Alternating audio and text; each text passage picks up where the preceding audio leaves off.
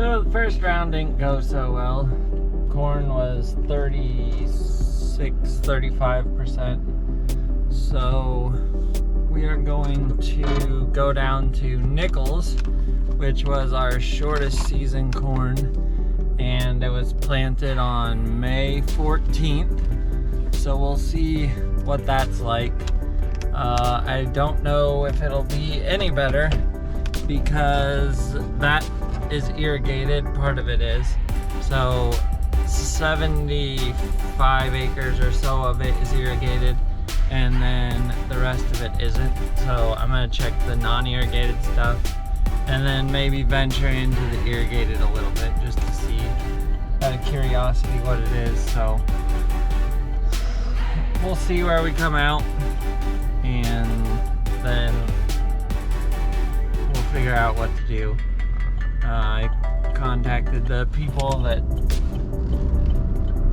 buy us corn to see what they would say, see if they could get some more. So one of the other hog feeders that's like 20 miles from us is 60 cents below our bid right now, and then Cedar Rapids ADM is like 40 cents above, so we're right in the middle. But if there's guys locally that wanted to move some corn, they would, you know, they'd probably bring it to us. And, I don't know, some of them will still go to Cedar Rapids, but I guess.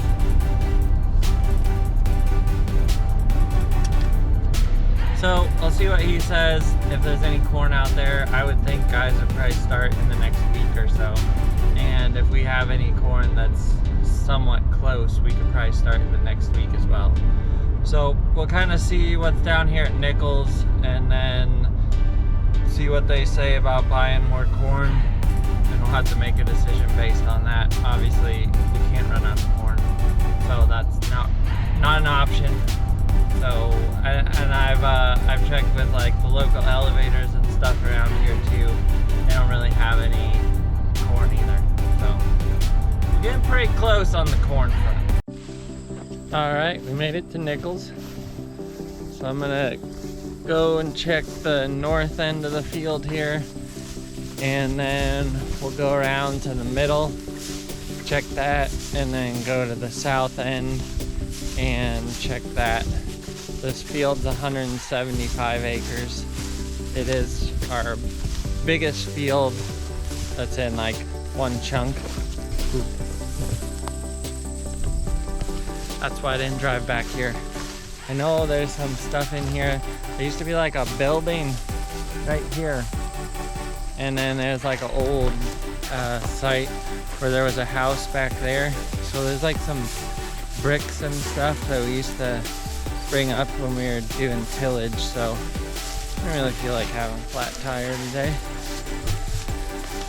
So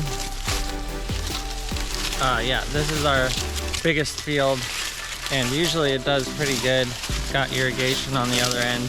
This side is dry land. So, but there's some pretty good dirt down in here. A lot easier to walk through here when the leaves have died. See the green ones up top, and then these ones down lower. Usually when they're green, they're like up here. So in the face. In the face. Alright. Look pretty good. It's okay. Not super fantastic. But it's I think stuff looks a little more consistent than what I've been seeing at the home farm. Except that.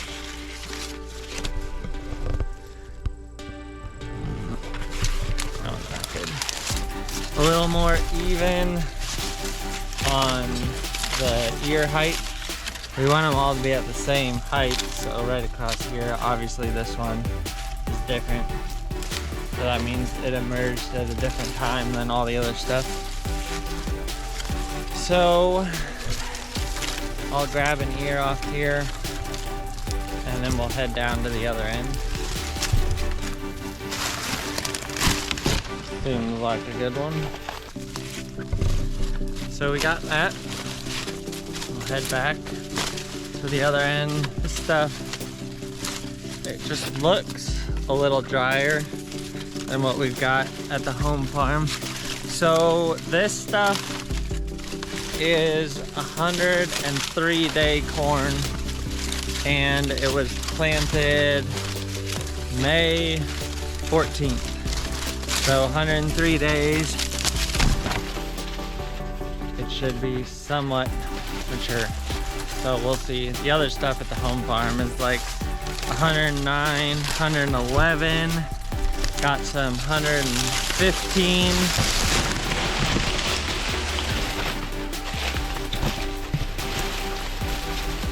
Oh, what's best when you're doing this is if you can find a spot where the sprayer ran over your corn, which usually pisses me off. But there's not much you can do about that until we get the drone sprayers, that is. Oh! See, you can see a little bit of a path in through there.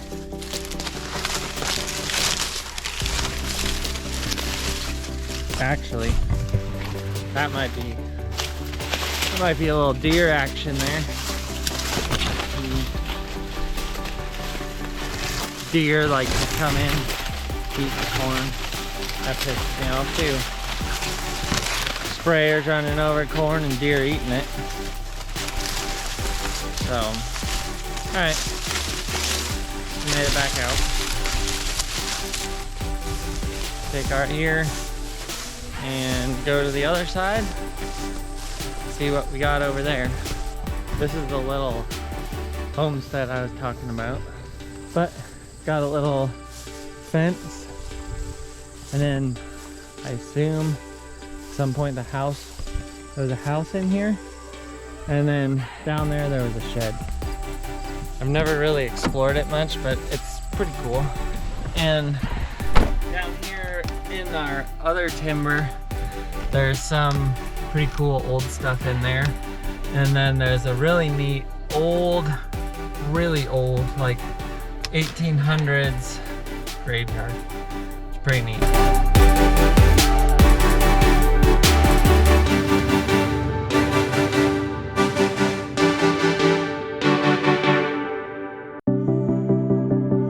So we're in the middle of the field now.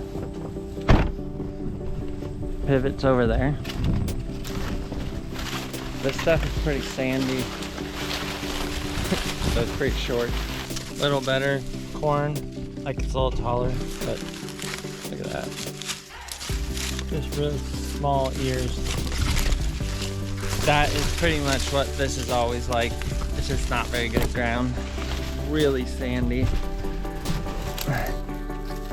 Like a sandbox.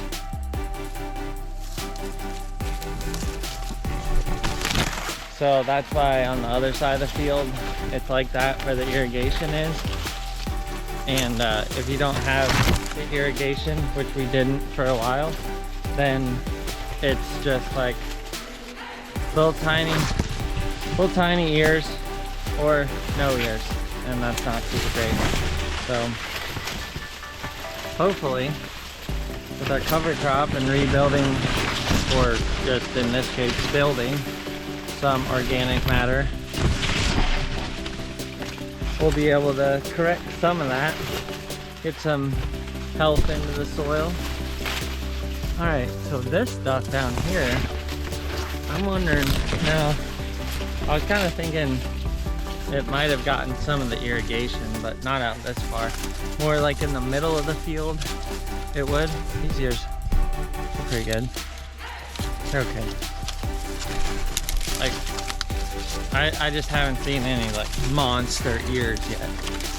Some years you'll come out and they'll just be huge, but they look pretty average at this point. So I've done some yield checks on them. So far what I've seen is somewhere between 150 and 230 bushels per acre. So last year our farm average was 240 bushels per acre.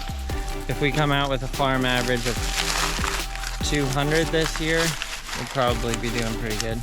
This one looks about like what we had at the other end of the field. But this stuff is more green. So maybe a little heavier soil down here. Just hung in a little bit longer. That's pretty decent here right there. So yeah, that's what we're working with.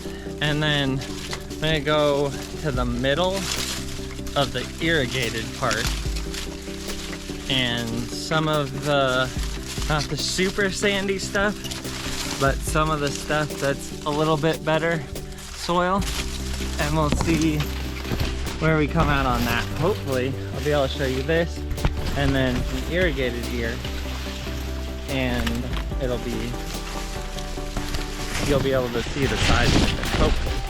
Sometimes on the drier years like this, you can really tell a difference on the irrigated stuff and the not irrigated stuff. And then some years when it's wet, it doesn't really make much difference.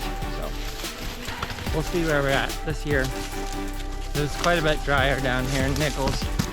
So we shall see.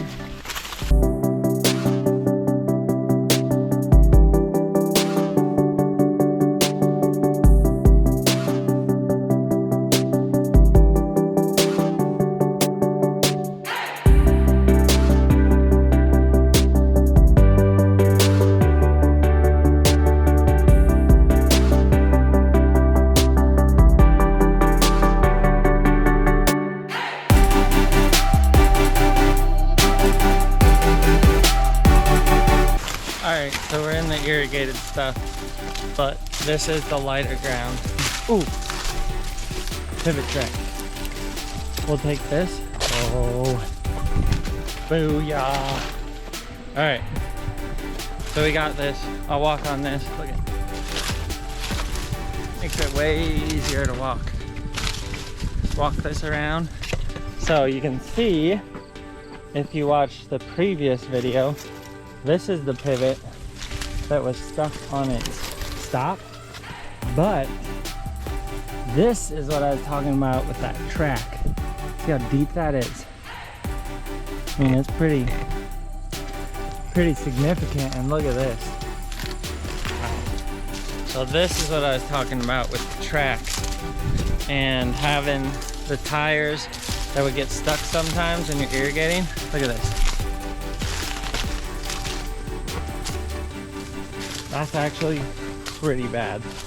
Usually up here on this part where it's more sandy, it doesn't usually have that much water in it. I wonder if some of it is from it rained a couple days ago, and so I'm wondering if that filled that track up. That track is pretty deep, so I don't really want to fall in that.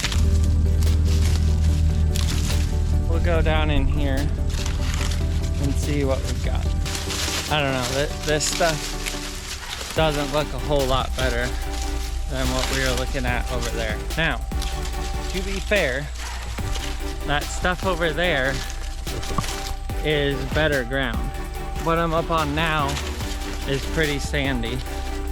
So, like I showed you the sand over there, and it's the same what I'm walking on here.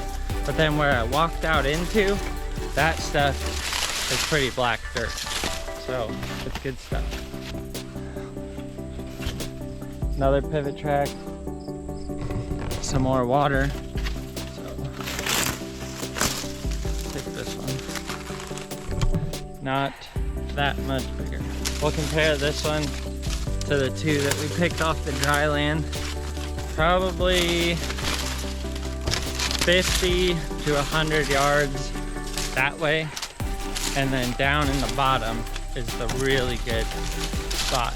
Get irrigated, black dirt, good fertilizer with the manure, and you've got some good corn down in there. That's where we've had some of our best corn before, 300 to 350 bushels.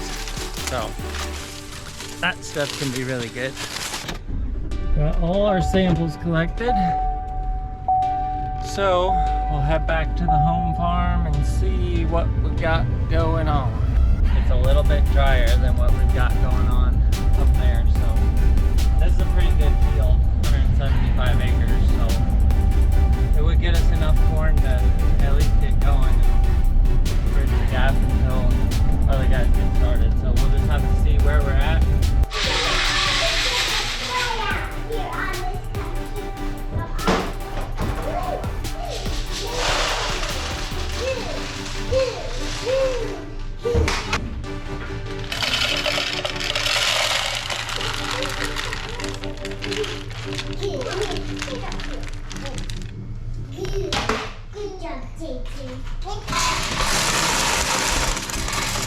What's up there? Hey.